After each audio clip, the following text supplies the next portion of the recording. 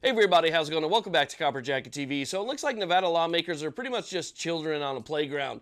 They're sick of being left out of the conversation. They don't want to play by themselves. They don't want to come up with their own rules or their own games. So they're going to go ahead and jump into it and start playing the games that everybody else is playing just to try and fit in. So just like Washington, just like Oregon, just like California, New York, Illinois, and so many others, Nevada has just introduced a whole new set of gun control bills. So let's go and talk about what's going on.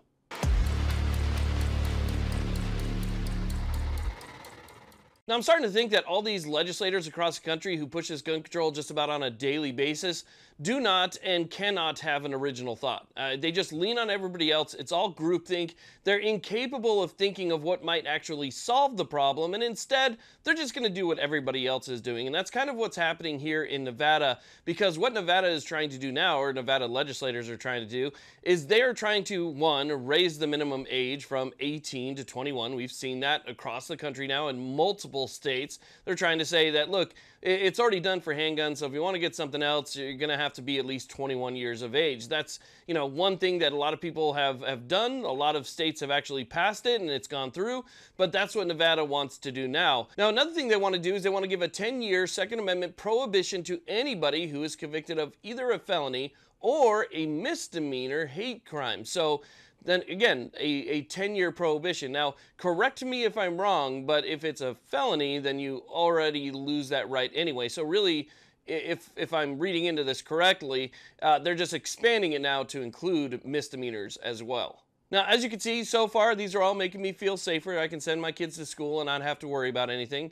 I mean, clearly, these are going to fix the problem, just like this next one is going to fix the problem as well. I just walking out of my house already, I feel like I can finally breathe.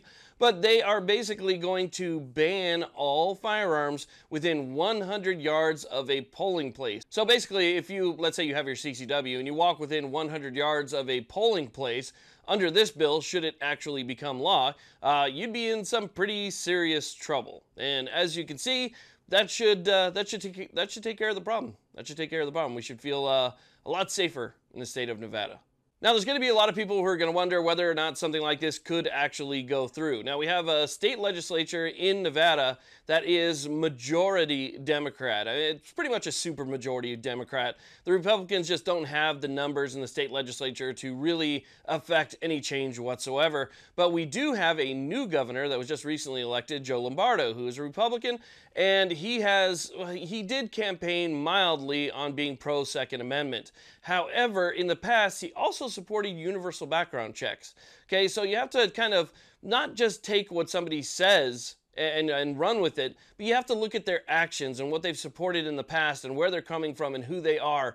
So if he has supported some type of gun control in the past, then there's a good chance that he could still support it again in the future, unless he really likes the job and wants to keep his seat and knows that the people that actually did vote for him will bail should he support something like this. And if he's smart enough to see that coming down the road, then maybe, he won't sign it. But right now, it's really up in the air. I mean, the legislature controls pretty much everything on the left, and so it's really only that one signature that is keeping all of this stuff from actually becoming law in Nevada. So this is the test. This is pretty much his first Second Amendment test in this state. So we're going to see how this works out. If he fails this test, guaranteed the next several years are going to be just a lot more of the same. So again, this is the first big 2A test for this governor in the state of Nevada, and I'm curious how he will act on it, because I feel that these bills will pass the state legislature. So again, I believe that they will go up to his desk, and it'll be up to him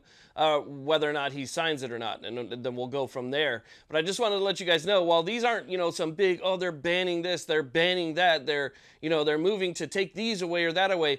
I understand it doesn't carry the same weight as some of those things, but still, this is the beginning of that. This is how it always starts, right? They start off small. Just like California did, they start off by taking just a few things here and there, and then they move on. Once they see that they can be successful in taking the little things away, then obviously they need to do more, right? Do something, and that's when they move on to the bigger things. So that's why I'm kind of making a big deal about this, because it's things like this that really get us on that path. So anyway, I want to let you know about that. I want to thank you all very much for watching. I really do appreciate it. Please like, subscribe. Have a great day.